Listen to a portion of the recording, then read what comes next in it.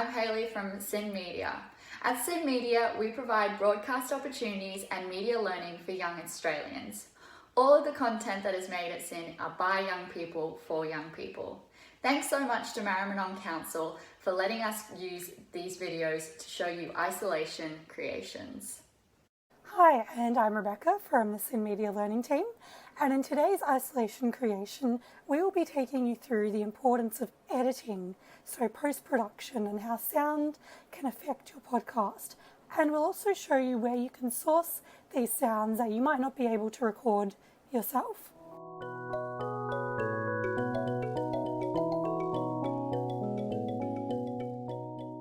So before you begin editing, we need to have a look at why we edit. The most obvious reason is for length. We might be assigned a certain time frame that we need to fit, and our raw recordings might be too long for that. Secondly, we edit to craft a story. This applies if you're recording a non-fiction or fiction podcast. We need a clear beginning, middle, and end. And we also want as many voices told in the story. We edit to heighten engagement and engage the listener.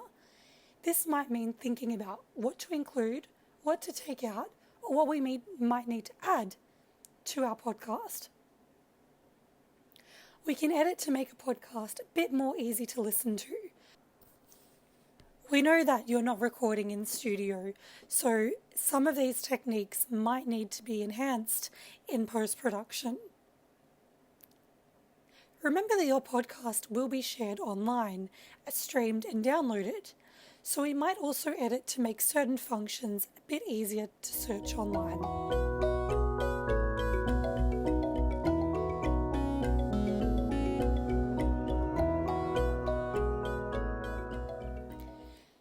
What does good editing sound like? Well, just like in a movie or a TV show, if an audience member can notice the editing, it probably isn't quite right. In podcasting, you shouldn't really be able to notice or hear the editing. Sounds, layers, music and sound effects should be added purposefully and not just for the sake of it.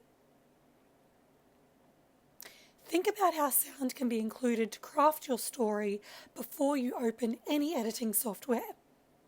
And remember, in pre-production, you should be planning for audio hazards. These are things to be aware of before you start recording, such as wind, background noise, and traffic. And of course, those pesky, crinkly jackets and jewellery. Finally, editorial decisions mean a story should be balanced, and you're not just hearing one side of the story. Many voices should be heard.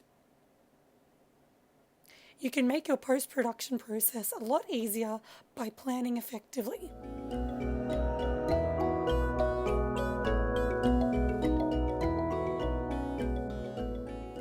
So we mentioned earlier that no matter what DAW, that's digital audio workstation, you choose, there will be some basic editing processes to follow on each software.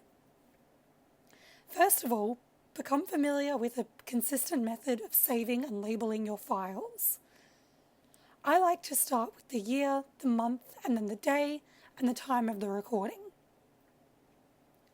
You'll need to know how to import your audio from your memory card or from your desktop into the software. Become familiar with the timeline and be aware that you can zoom in close and zoom out further to focus on really specific parts of audio.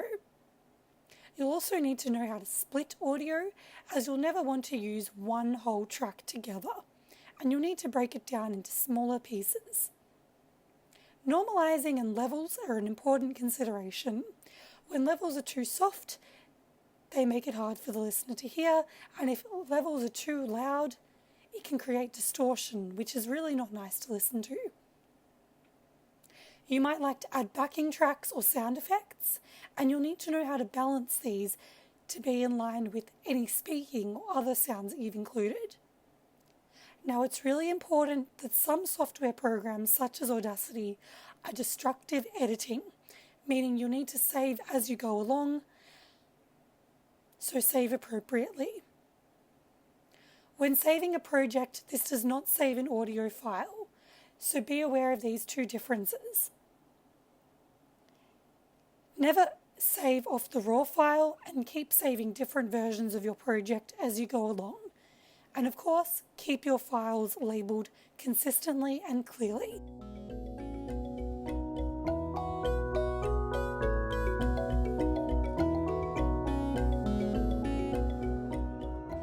Why do we include sound in a podcast? Including sound in a podcast is super effective. It creates emotive resonance. It makes the listener feel present and within the time frame of your podcast. Sound can also be used to emphasize really important actions that are happening throughout your storytelling. And it builds a world. Remember, some podcasts transport our listeners to a completely different place and time, and using sound to do that is really effective. There are two types of sounds to consider when you're making your podcast: diegetic sounds and non-diegetic sounds. Diegetic sounds are sounds that exist and are consistent within the world that you have built. They are happening as the story is being told. Can the character hear it? Then it's a diegetic sound. Examples of diegetic sounds include grass crunching, birds tweeting, or a cup of tea being poured. Non-diegetic sounds are sounds that only the listener or audience can hear. These sounds exist outside of the narrative or the world that you've built. The sounds that characters can't hear. So for example, non-diegetic sounds are music soundtracks or any sound effects. Okay, so we know how to use sound, but we need to know how to source them and make sure that we credit them properly.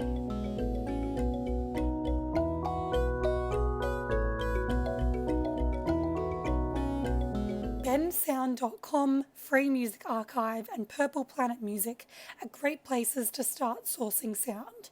You can search by genre, tone and mood to reflect your chosen podcast style. And all you have to do for most of these websites is attribute the artist in the credits of your podcast. If your project is not for profit, it is usually easier to use these free sounds, but always double check how the artist would like to be credited.